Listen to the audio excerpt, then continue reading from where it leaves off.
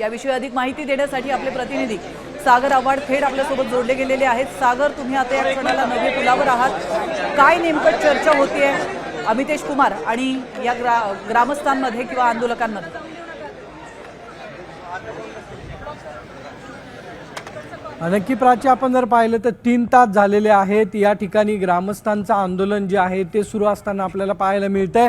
आपण जर पाहिलं तर या ठिकाणी जी ॲम्ब्युलन्स आपल्याला दिसते त्या ॲम्ब्युलन्समध्ये या चिमुकलीचा मृतदेह आहे आणि ही ॲम्ब्युलन्स काढण्याचा प्रयत्न जो आहे तो पोलिसांकडून केला जाण्याची शक्यता वर्तवण्यात येते। कारण आपण जर पाहिलं तर नागरिक यांना समजावण्याचा प्रयत्न जो आहे तो पोलीस करताना पाहायला मिळतात आणि जोरदार घोषणाबाजी जी आहे ती या ठिकाणी नागरिकांची सुरू असताना आपल्याला पाहायला मिळते। आपण जर पाहिलं तर 3 तासापासून हे आंदोलन सध्या सुरू असताना पाहायला मिळतंय।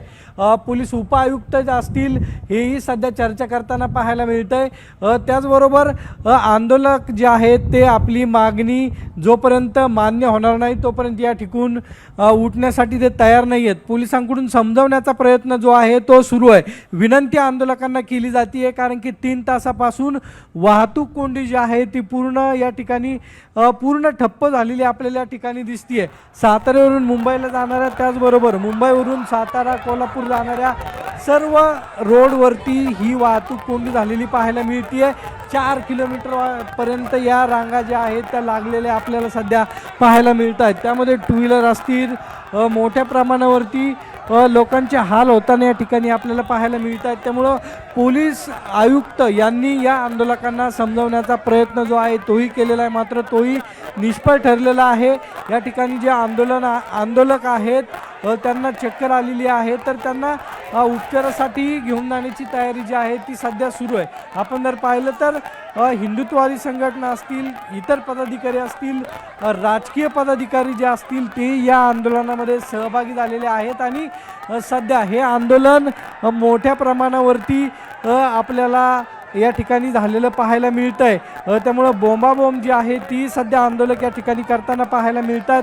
त्यामुळं आता पुढील आश्वासन जोपर्यंत मुख्यमंत्री या आंदोलकांना देत नाही तोपर्यंत हे आंदोलन असं सुरू राहील असं चित्र जे आहे ते सध्या दिसतंय। त्यामुळे आता हे आंदोलन कधी संपणार आहे किंवा मुख्यमंत्री कशा पद्धतीने या आंदोलकांना आश्वासन देत आहेत, आरोपीवरती काय कारवाई करतायत तेही पाहणं महत्त्वाचं ठरणार आहे। सागर, आपण पाहतोय 3 तासापूर्वी कुठलाही पोलीस अधिकारी या ठिकाणी उपस्थित नव्हता, कुठलाही लोकप्रतिनिधी नव्हता, मात्र आता उशिरा का होईना पण पुणे पोलीस आयुक्त या ठिकाणी उपस्थित आहेत। चर्चा पूर्ण झालेली आहे का? चर्चेनंतर या आंदोलकांचं नेमकं काय म्हणणं आहे, काय भूमिका आहे?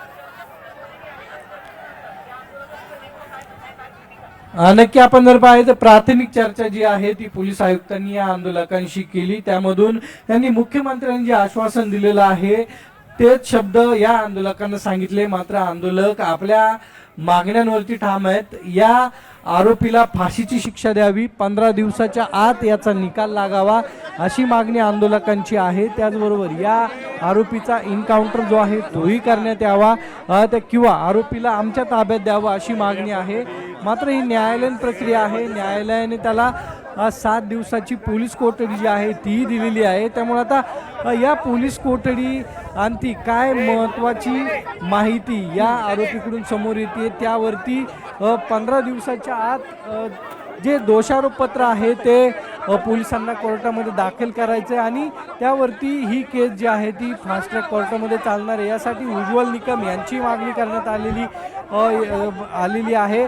त्यामुळे आता मुख्यमंत्री या आरोपीच्या संदर्भात काय आदेश देत आहेत किंवा या आरोपीला कशा पद्धतीने शिक्षा होती ते पाहणं महत्त्वाचं ठरणार आहे। पोलिसांकडून अजूनही सागर, धन्यवाद, तुम्ही या क्षणाला नवले पुलाजवळ उपस्थित आहात, तिथले प्रत्येक अपडेट तुम्ही साम टीव्हीच्या प्रेक्षकांपर्यंत पोहोचवतायत त्याबद्दल तुमचे मनापासून आभार।